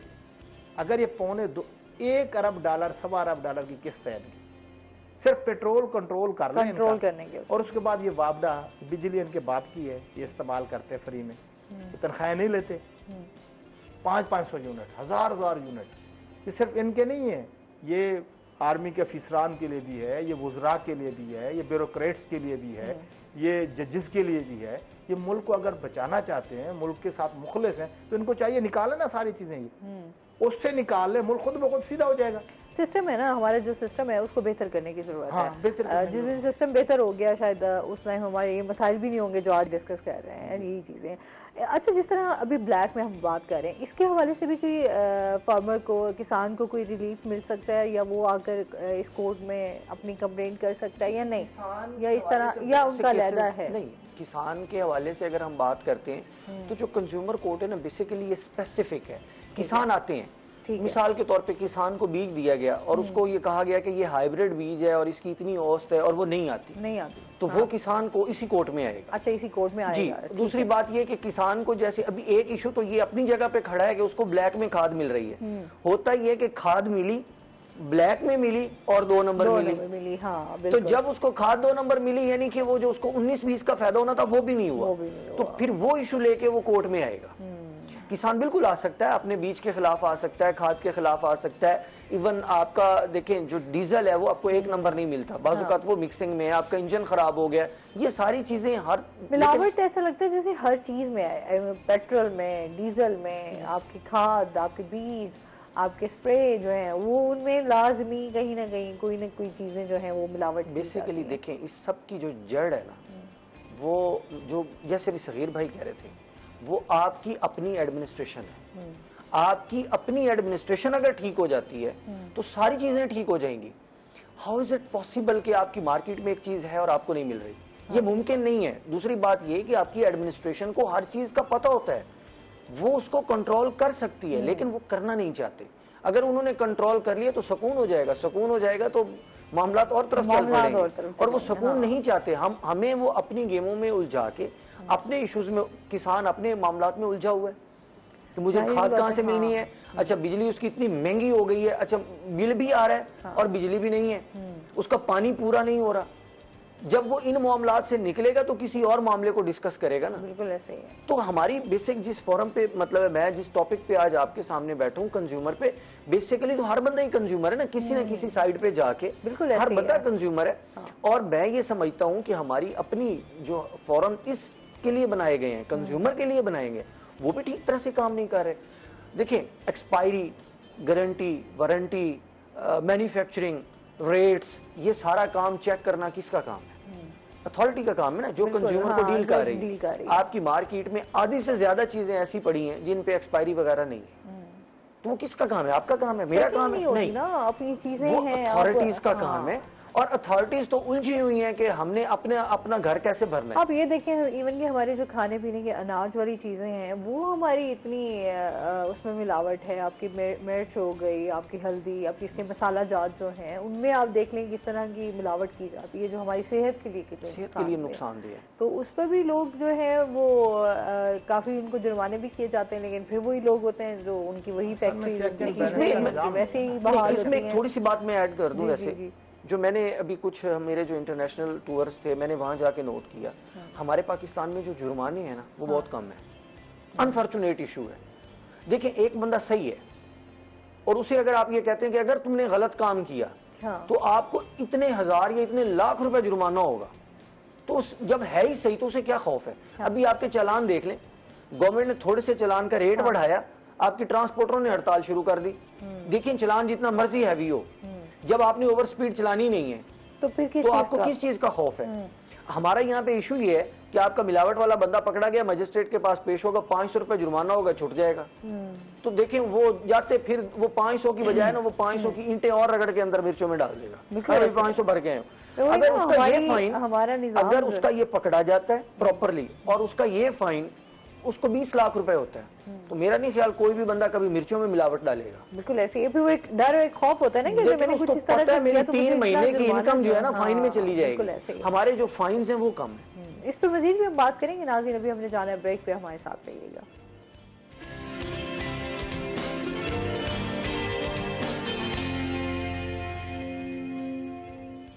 वेलकम बैक नाज़रीन, रोही एयरटेल में आपको खुश आमदीद कहते हैं। बात हो रही है हमारी आज किसानों के मसाइल पर और साथ साथ हम इस चीज़ पर भी बात करेंगे हमारे राइट्स क्या हैं, किस तरह हम उनका इस्तेमाल कर सकते हैं, कैसे उन चीज़ों से बच सकते हैं जो हमें नुकसान दे रही हैं।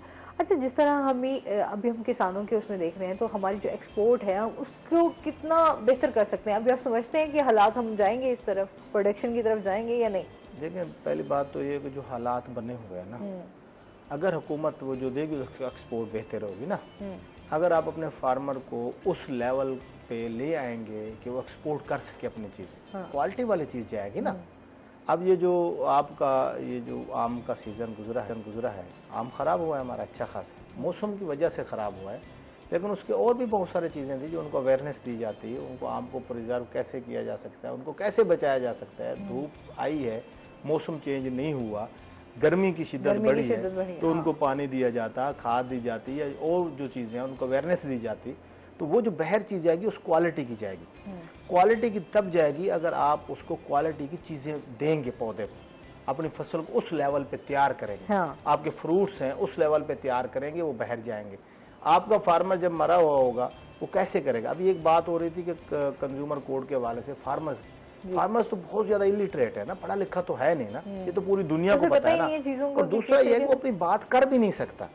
अब पिछले दिनों डेरा गाजी खान में पानी का इश्यू हुआ, एन सीजन पे पानी बंद कर देते हैं वहां बड़ी नहर का, तो हमने वहां एहतजाज किया तो हमारे बंदों को थाने में बंद कर दिया, उन्होंने पर्चे कर दिए। तो कितने दिन पर्चे भुगत रहे आज भी हम, सिर्फ किस लिए कि पानी अगर नहीं आएगा तो फसल टाइम पे पानी नहीं मिलेगा, फसल खराब हो जाएगी। तो ये सारी चीजें मिल मिला के उसी लेवल पे उसी की तरफ चली जाती हैं कि अगर आप एक्सपोर्ट बढ़ाना चाहते हैं अपने फार्मर को उठाएं, उस लेवल की मशीनरी मंगवाएं, उस लेवल की इक्विपमेंट्स दें, उस लेवल का उनके लिए काम करें, ताकि आपकी फसल उस लेवल की हो सकती है। ऐसा कोई मसला नहीं है कि हमारी जाती रही है रुई पैर, हमारी चीजें चावल सबसे एक वक्त में सबसे अच्छा चावल हमारा होता था, आज बांग्लादेश से जा रहे चावल बैर, हमारा चावल पीछे हो गया, इंडिया का चावल आगे हो गया। क्यों हो गया? कि हमारे यहाँ कमी किस चीज की है? कमी इस चीज की है कि पॉलिसी साज इदारे जो है ना वो अपने खाने पीने के चक्कर में पड़े हुए, उनको ये ख्याल नहीं है कि मुल्क को कैसे उठाना है। अब देखें इसी गंदम को, इसी चावल को, इसी मक्की को, कौन सी फसल ऐसी है जो आपका फार्मर काश्त नहीं करता और उसको उगाता नहीं है? हाँ। फ्रूट्स में कौन सा फ्रूट ऐसा है जो पाकिस्तान में नहीं होता और वो बाहर नहीं जा सकता? मैं कहता हूँ सबसे आला क्वालिटी का फ्रूट आपके सारे, आपका किन्नू बहुत आला क्वालिटी का है, पूरी दुनिया में मशहूर है। आपका आम जिस खूबसूरती में और खाने में, मिठास में जो आपका आम है, पूरी दुनिया में ऐसा कहीं, हम काफी मुल्कों में मैं गया हूं, वो आम ऐसा नहीं है। केले हमारे, जो चीज फ्रूट जो भी आप उठा लें, लेकिन शर्त यह है कि आप लोगों को फैसिलिटेट करेंगे, लोग फैसिलिटेट होंगे, आप उनको सपोर्ट करेंगे, तभी चीजें बेहतर होंगी, तभी बेहतर। वो अपने रोजी रोटी में पड़ा रहेगा, हाँ, अपने मसाइल में उलझा रहेगा, इतना उलझा रहेगा कि उसने क्या उसकी तरफ अच्छा, वो 2-2 बोरियों के लिए लाइन में लगेगा, उसकी ईगो आप बर्बाद कर दें, खादों का रेट एकदम बढ़ा दें, डीएपी का रेट एकदम बढ़ा दें। यहाँ डीजल का रेट 100 रुपए बढ़ता है तो हम प्रोडक्ट के रेट 400-400 रुपए बढ़ जाते हैं। कोई चेक एंड बैलेंस करने वाला नहीं है। क्या होगा, कौन सी क़यामत आई है कि जो खाद का रेट बढ़ गया? खाद की इनकी अपनी फैक्ट्री है। ये असल में ये हुकूमत में होते हैं, ये उनको नवाजा जाता है। सही, तो इनके खिलाफ कोई कार्रवाई नहीं की जाती? आप कौन कार्रवाई आज तक जो है उसके ऊपर कोई भी अगर इस तरह की कोई कंप्लेन गई है तो उसके खिलाफ कोई एक्शन नहीं लिया? पहली बात तो ये है कि कंप्लेंट सुनने वाला कोई नहीं, ठीक है ना। हम तो कंप्लेंट करते हैं, हमने पिछले दिनों एहतजाज किया लाहौर ना, हमारे बंदों को मार मार के, क्या फायदा, उन्होंने हमें मार मार के हमारे जेल में डाल दिए। हम तो किसानों के लिए, ये जब हम बात करते हैं कि जी आप गंदम का रेट बढ़ा दें, कहते हैं जी गंदम का रेट बढ़ा तो आम सारिफ पे, हमने कहा जी फिर इनपुट्स कम कर दें, उनके रेट्स कम कर दें ना। हाँ। हम कहाँ कहते हैं, हम कहते हैं खाद को आप जो इंडिया में खाद 1200-1300 रुपए मिले उसी में दे दें, गंदम को आप हमसे 1200 रुपए मिले ले। हमने कब कहा है कि हम आवाम को, पाकिस्तान की कौम को हम ज्यादा देना चाहते हैं? जब इतने ज्यादा डीजल आप 300 रुपए में खड़ा कर देंगे, आप दे डीजल 150 रुपए, गवर्नमेंट दे सब्सिडी, फार्मर लेवल पे तो दे ना, जो आपको कोई चीजें दे रहा है उनको तो आप फैसिलिटेट करें ना। आप उनका बिजली का रेट आसमान पे कर दें, ट्यूबवेल का, आप खाद का रेट आसमान पे कर दें, आप जरियत का रेट आसमान पे कर दें, ठीक है ना, आप बीज का रेट आसमान पे कर दें, उनकी जरूरत की जो जो चीजें आप आसमान पे ले जाएं और फिर कहें कि जी आप वो आपको सस्ती चीज दे दें। ये कैसे मुमकिन है? ये पॉसिबल ही नहीं है। आज भी फार्मर लॉस में है, कैलकुलेशन बता सकते हैं हम इसकी। अब वाले बजट में भी तो किसान को बहुत चीजें जो है वो पीछे रखी गई, किसान को बहुत देखिए जी, सबसे बड़ी बात जो है जो इस मुल्क का अलमी है, मैं तो ये कहूंगा कि तालीम पे क्या रखा गया। सबसे ज्यादा होता है शऊर, आप बेदार करते हैं लोगों के अंदर कि वो कौम बने, तालीम से कौम बनती है, ठीक है ना। उसका कितना बजट है आप? वही ना चीजें, हमारी तालीम, हमारा यहाँ पर तालीम महंगी, हमारा इलाज महंगा, हमारे ज़राअत माफियाज यहाँ दंदनाते फिरते हैं माफियाज। ये माफियाज का मुल्क है। फार्मर्स की जो चीजें हैं उनमें भी माफियाज बैठे हुए हैं, आपकी एजुकेशन है उनमें भी माफियाज। दिन ब दिन जो है आपका जो गवर्नमेंट का स्कूल है, हम गवर्नमेंट के स्कूलों से पढ़े, मैंने एमएससी की एग्रीकल्चर में, मैं एलएलबी एडवोकेट भी हूँ, मैंने सारी चीजें गवर्नमेंट के स्कूल से पढ़ा। गवर्नमेंट के स्कूल को क्या सपोर्ट कर रहे हैं? वही ना, अब जो प्राइवेट स्कूल है वो जो फीसें ले रहे हैं उनसे कोई पूछने वाला है? 14,000 किस चीज की फीस, 22,000 एक मंथ की। ये तो आपने ये तो आप 14-15 हजार तो भूल जाए, अब तो इससे भी आगे आगे 50-50 हजार रुपया आपके बच्चों की, जैसे आपके बच्चे जो हैं 5th क्लास में, 4th क्लास में, तो उनकी बच्चों की फीस गवर्नमेंट के स्कूल देहातों में है नहीं, फार्मर कहाँ से पढ़ेगा? मतलब उनको एजुकेशन कैसे आएगी? पर उनके अंदर फैसिलिटीज नहीं है। आप वहाँ पे टीचर्स भी अपनी मर्जी से आते हैं, वहाँ उसके अंदर गधे बांधे हुए हैं। हाँ, ये उसके अंदर भूसा पड़ा हुआ है, बिल्कुल ऐसे ही है। ये वो जो गवर्नमेंट स्कूल्स देहातों में, मैं रियल आपको बता रहा हूँ कि उनके अंदर जो है वो जानवर बांधे हुए हैं। तो उसके वो चारा नहीं ना, कुछ जाहिर सी बात है, जब वहाँ पर कुछ है ही नहीं तो लोगों ने तो उस जगह को अवेल करना। और हमारे वहाँ के जो चेकिंग ऑफिसर हैं वो पेट्रोल के पैसे ले रहे हैं कि हम स्कूल चेक करके आए। रिकॉर्ड आपको बताएगा कि वो स्कूल महीने में 4 दफा चेक हुआ है। लेकिन उनके खिलाफ कोई इस तरह का एक्शन नहीं, कोई एक्टिव तरह की कि उसके ऊपर। शहबाज शरीफ साहब अब बाहर निकलेंगे ना जी इस चक्कर से, कि जो इमरान खान साहब बाहर निकलेंगे चक्कर से, वो तो हुकूमत के लेन देन में चल रहे हैं ना दोनों। ये पिछले काफी वैसे 75 सालों से इस मुल्क के अंदर ये खेल खेला जा रहा है। हम बरमला कह रहे हैं कौम को कि मेहरबानी करें, अब ये वक्त है कि देखें 75 सालों में दिवालिया निकाल दी। कौन सी चीज है जो आपके पास नहीं है? कौन सी चीज आपके मुल्क में अल्लाह ताला ने आपको नहीं दी? तो आप अब अपने आप को बदल लें। इक़्तिदार से हटेंगे तो पीछे फिर ही हमारे लिए भी सोचा जाएगा कि कुछ हम मुल्क के लिए भी सोचना है, कुछ मुल्क को बेहतर भी करना है। पिछले दिनों से काफी आवाज आ रही है। अभी तो आए दिन जो है हम परेशान बैठे होते हैं कि अभी नेक्स्ट जो अभी सुबह आएगी उसमें हमारे लिए क्या कुछ नया आ जाएगा। डेली जिस तरह पेट्रोल की कीमतों में इजाफा हो रहा था, कुछ आपके में बिजली के बिलों में इजाफा किया जा रहा है, पर यूनिट आपको तो वो टैक्स में इजाफा किया जा रहा है, तो वो आए दिन आप मेंटली तौर पे तो इन्हीं चीजों में ही उलझे हुए हैं।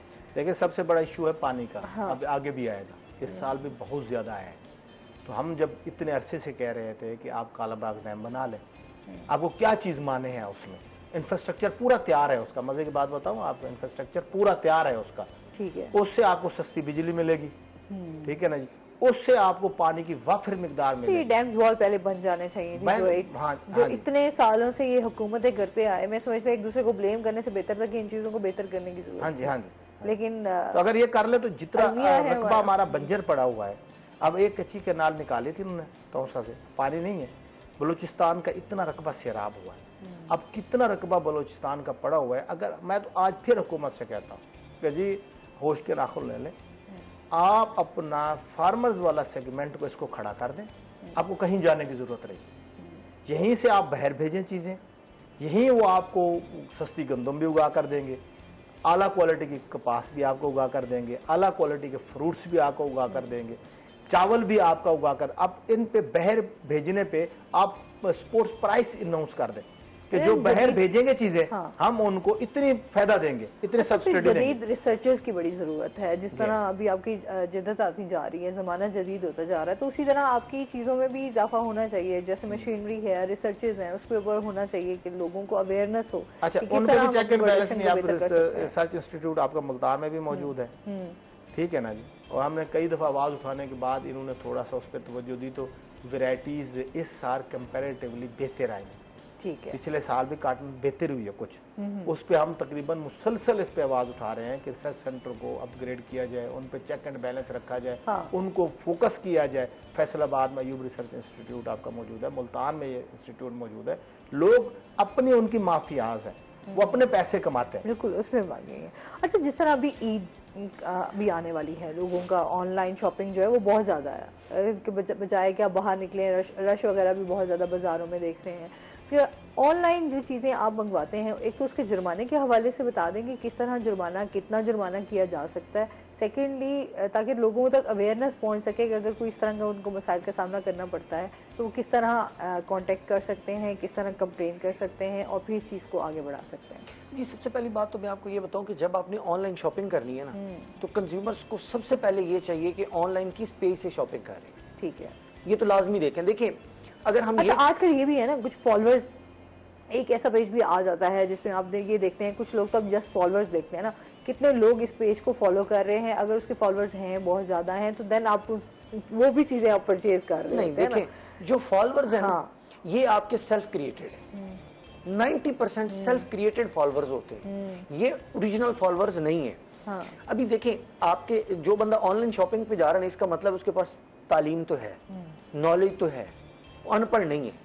तो जब वो अनपढ़ नहीं है तो उसे ये भी पता होगा कि कौन सी कंपनी जो है वो रजिस्टर्ड है। मतलब पॉलिसी के मुताबिक, अगर मैं कंपनीज के नाम नहीं लेता, यहाँ पे बहुत सारी हमारी ऐसी कंपनीज हैं जो रजिस्टर्ड है वो ऑनलाइन शॉपिंग में। हाँ, तो हमें वो ब्रांड्स हैं जो हम समझते हैं कि वो, एक तो ब्रांड्स है ना, हाँ, एक आपकी जैसे लाइक दैट द्राज है, इस तरह की मुख्तलिफ कंपनीज ऐसी हैं जो आपकी रजिस्टर्ड हैं, आपको भी पता है कि दे आर वर्किंग वेल। तो हमें ऑनलाइन शॉपिंग उन लोगों से करनी चाहिए जो लोग रजिस्टर्ड है, क्योंकि अगर वो कल ना आपके साथ फ्रॉड करते भी हैं तो आप उनको पकड़ सकते हैं। अच्छा, दूसरी बात ये कि फ्रॉड हो गया, जिसने भी किया, तब हम क्या करेंगे? तब हम ये करेंगे कि आपके साथ अगर फ्रॉड हुआ तो फर्स्टली सबसे पहले आपने उसको लीगल नोटिस सर्व करना है कि जी आपसे मैंने, देखें, जब आप शॉपिंग करें, नंबर 1 तो ये कि जब आप ऑर्डर प्लेस करें, you have to take the screenshot of that order. ठीक है, वो आपके पास प्रूफ होना चाहिए, हाँ, कि मैंने इस वेबसाइट से ये ऑर्डर किया था। ठीक है। दूसरा ये कि जब वो आपको डिलीवरी हो गई तो वो इन्वेलप जो है, वो बॉक्स जो है, वो आपके पास होता है। ऑफ कोर्स उसको जाया नहीं करना। ये दोनों चीजें आपके पास हैं तो आप उसको कोरियर वाले को और उस कंपनी को जिससे आपने ये परचेज किया है उसको लीगल नोटिस सर्व करें कि जी आपसे मैंने ये चीजें मंगवाई थी। और दूसरी बात ये कि अभी मेरा ये त्यौहार था, लाइक दैट ईद है, शादी है, तो अब मुझे गलत चीज आई है, लिहाजा मैं आपको वार्न कर रहा हूं कि मुझे 14 दिन के अंदर, 15 दिन का लीगल नोटिस है कि मुझे 14 दिन के अंदर अंदर मुझे इसके पैसे वापस कर दें, सही, अदरवाइज मैं आपके खिलाफ अदालत से रजू करूंगा। ये आपका लीगल नोटिस है और आपने सिंपली लीगल नोटिस उसको थ्रू कोरियर, मतलब TCS है, किसी के जरिए आप उसको कर दें।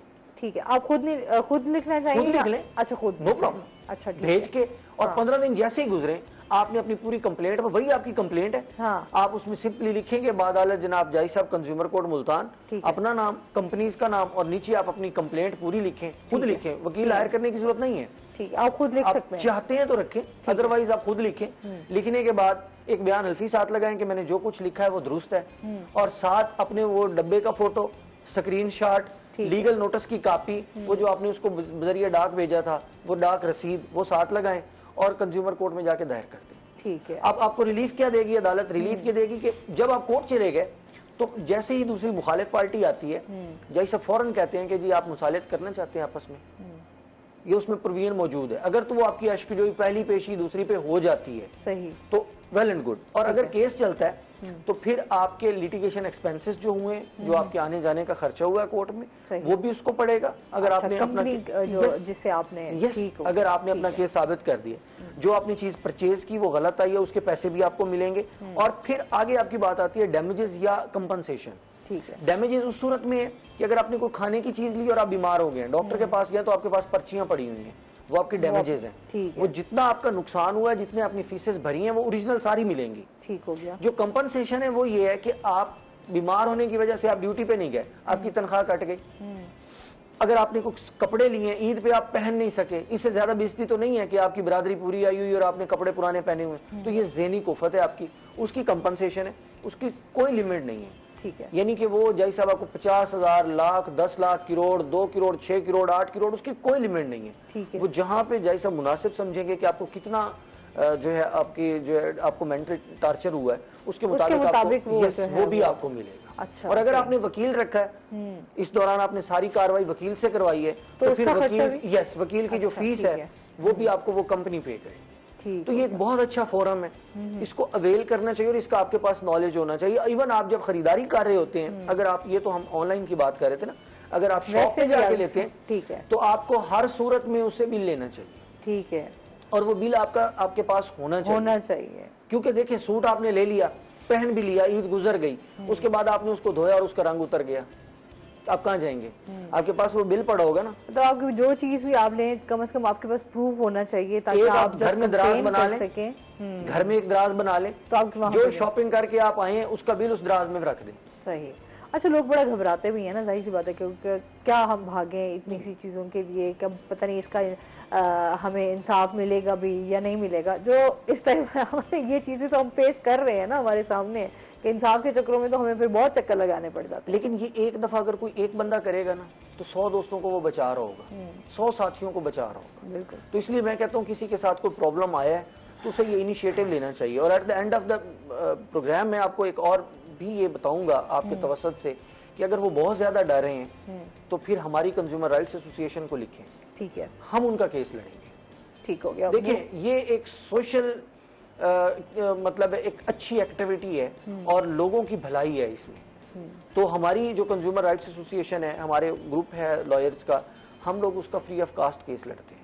ठीक है, मतलब उसकी कोई आपके वो है, हम चार्जेस नहीं लेते। अगर एक बंदे के साथ हुआ ही नुकसान है, ठीक है, तो साफ ज़ाहिर है हमें इंसाफ तो दिलवाना चाहिए। बिल्कुल। अगर उससे वो घबराते हैं, परेशान होते हैं, तो वो हमारे पास आ जाएं, हम उनको सपोर्ट करें। सही, बहुत शुक्रिया, बहुत अच्छा लगा आप हमारे शो का हिस्सा बने और बहुत सारी चीज़ें इंफॉर्मेशन हमारे व्यूअर्स तक पहुंची। सर, आपका भी बहुत शुक्रिया, आपने किसानों के बहुत सारे ऐसे और भी बहुत सारे मसाइल हैं जिन पर बस ये आखिरी बात है कि सब्सिडाइज्ड कर दें चीज़ों को, किसान को रिलीफ मिल सके। अच्छा जी नाज़रीन, आज का प्रोग्राम यहीं पर ख़त्म हुआ। अपना बहुत सारा ख्याल रखिएगा, दुआओं में याद रखिएगा। इंशाल्लाह ज़िंदगी ने साथ दिया तो सुबह आपसे फिर मुलाकात होगी। अल्लाह हाफ़िज़।